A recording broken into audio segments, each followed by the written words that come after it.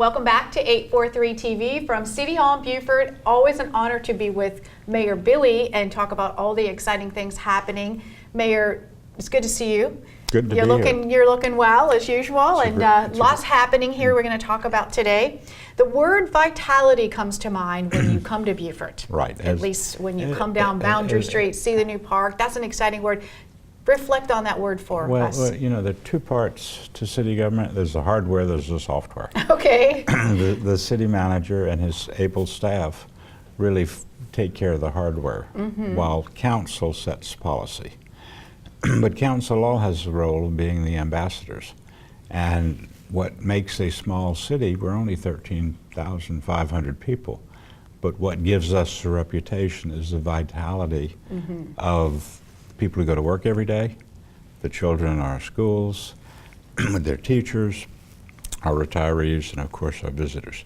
So a lot of what we do, 20% for example of my time is at a table, conducting a meeting, working with the city manager, staff, and council.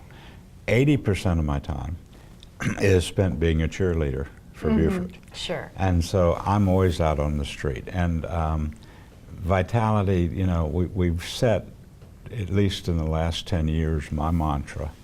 I have two mantras. The first, which is the personal mantra, is speak from the heart, tell the truth, and own your mistakes. The second mantra is our mission is to be city builders.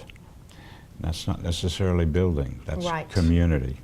And to bring people together in collaboration to make us a better place for the next generation. More and beyond the bricks and mortar, absolutely. Exactly. And one of the things I've been doing in that 80% now for over 10 years is working with our congressional delegations, specifically Congressman Clyburn, Sanford, Cunningham, Scott, and Graham, to establish a Reconstruction monument.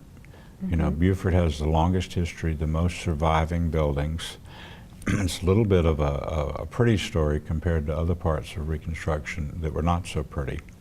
But because it started here in 1861 and went well into the 1900s, and if you think about it, as opposed to 1878, where it officially ended, Beaufort shows the full story. So 20 years ago, a campaign was launched by former Secretary of Interior Babbitt with his noted historian Eric Foner. They tried to get legislation passed. They failed. In 2016, Congressman Clyburn and Babbitt called me and said, do you think we can rally the community to at least get a monument through the Antiquities Act? We were successful. So it took from 2000 to 2017 to get a monument.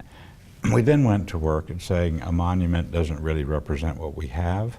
We've got over 100 sites unique to Reconstruction just in Beaufort County, and then there's Justin, Hampton, Colleton, there's the South, and the North. And so we decided what we really needed was to be called a historical park. And so Congressman Sanford and Congressman Clyburn introduced legislation.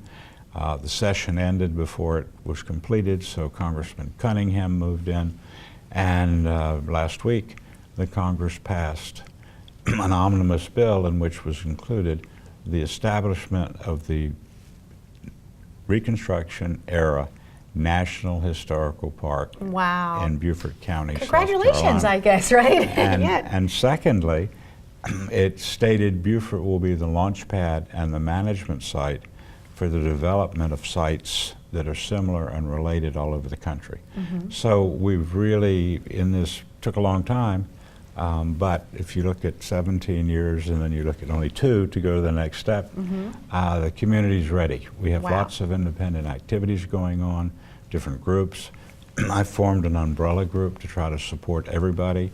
The National Park Service on the one side, which is charged with the formal legislated park, but there are other sites that need to be included in that. So we're going to make this thing grow, and one day, I believe in my heart, in my pocketbook, my soul, that Beaufort will be the home to the National Museum on the Reconstruction era. That's wonderful. And That's Reconstruction is so important because it's the one chapter in American history that has really been neglected. It's not in the textbooks. Maybe it was written too soon, before things cooled off after the Civil War, and people hadn't sort of settled in. But it's important not only for us to know our history so we can plot our past, is three of the key things that came out of Reconstruction. Freedom, the 13th Amendment to the Constitution, birthright citizenship, the 14th Amendment to the Constitution, the right to vote, the 15th Amendment to the Constitution. And if you look at today's newspaper, what is the country talking about? Birthright citizenship, the right to vote, absolutely, and economic justice and freedom. Yes. So we believe that by teaching our kids and engaging our community, there are a lot of lessons to be learned that can help us carve out a better future and smooth out a lot of the disorganization. Wonderful educational stuff, and we appreciate you sharing your heart and your soul for what you want to What about my have wallet? What become about my of wallet? Beaufort. Absolutely. So you all stay right here because we're going to be back with more 843 TV.